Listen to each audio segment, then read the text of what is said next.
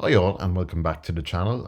Today we're going to cover a super interesting topic. It's one of the fundamental topics that we need to understand when we're actually working with blockchains, and that is payments. So by payments, I mean how do we essentially transfer cryptocurrency from one entity to another? Like payments are one of the key benefits, and being able to do them in a secure and visible way is one of the key advantages of blockchain, and is what can actually transform our current financial system as we know it. So in this particular video, we're going to focus on making functions accept payments from external users, and we're going to focus on how we actually transfer money from one entity to another. So without further ado, let's get into the code and have a look at payments in Solidity. And as always, if you're liking the video, please like and subscribe, as it really helps out the channel. So as you can see, we're in our remake IDE. We have a few little housekeeping things to do before we can jump into payments. As you can see, we have an address state variable defined. This is for the owner. And here in our constructor function, we have the owner assigned to msg.sender. So the constructor function only runs once when a contract's actually being deployed. And in this instance, we're setting the owner function to the person who actually created the contract. So this owner person is constant, and it's set to the person who's actually created the contract. So that's sorted for the moment. We'll come back to this owner address in a few moments. But the first thing I'd like to discuss is this particular function here. It's called pay. Now this function at the moment, it doesn't do anything. But what we're going to do is we're going to add a keyword. And this keyword is called payable. Now what does this payable keyword do? This essentially transforms the function into a payable function, which means that this function can actually process the sending of Ether. So as we can see, best thing to do would actually be to show this in action. So if we save this, make sure everything compiles correctly, and we deploy this, we can see that our pay function is present. Now, what this payable keyword actually does, it allows us to pass in way. So we can increment the amount of way we want to pass into the function, and this function will store this in the contract. So each contract has a balance. And if we call this pay function, we see that it completes as expected.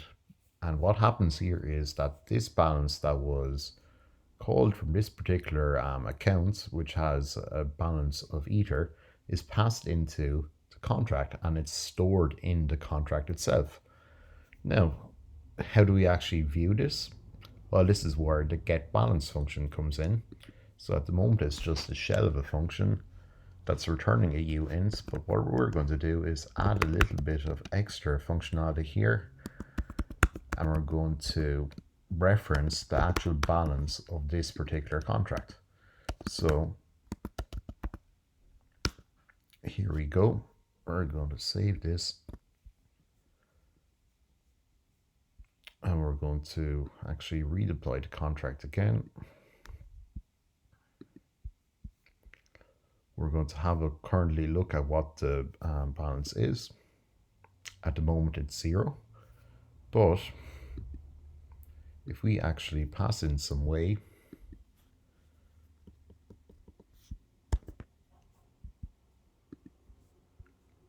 we call the pay function again, we can see that this balance has been updated. And if we call the pay function again, we'll call it a few more times, we can now check the balance. Sorry, this was set to, so we're going to set this to 10, call the pay function, and we can now see that the balance of the contract is actually set to the amount that we passed into it using this payable function. So this is really cool, and this allows external users to actually pay funds and store them on a contract level.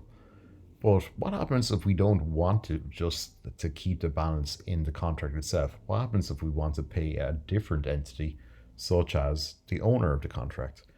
Well, we can also do this functionality too using the .transfer method. So what we're going to do here is we're going to reference the owner, and we're going to use the .transfer, and we're going to use the keyword msg.value and a semicolon. And what this does, it essentially reads the value that we're passing in here when we deploy the contract, and it stores this and it transfers it to the owner. But before we do this, we must actually make the owner itself payable. So similar to actually the way we made a contract payable or a function payable, we must do the same for the owner.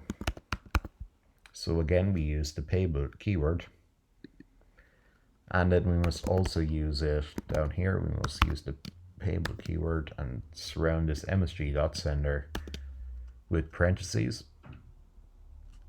And if we save this now, there should be no compilation errors. And seeing as we're actually not interested in the balance of the owner of the actual contract anymore, we're going to set this to owner instead of the address of the contract itself. So we're going to save this. We're going to redeploy. Now, and we're actually going to change accounts here. So we're going to change to a different account. We're going to check the balance of the owner at the moment, and that is as expected because that just is the starting balance on Remix minus gas fees. But what we're going to do is we're going to give it one full ether. Perfect. And we're now going to pay from a different contract which we just selected from the drop down menu. We're going to pay one full ether. That works as expected, and we can now check our new balance.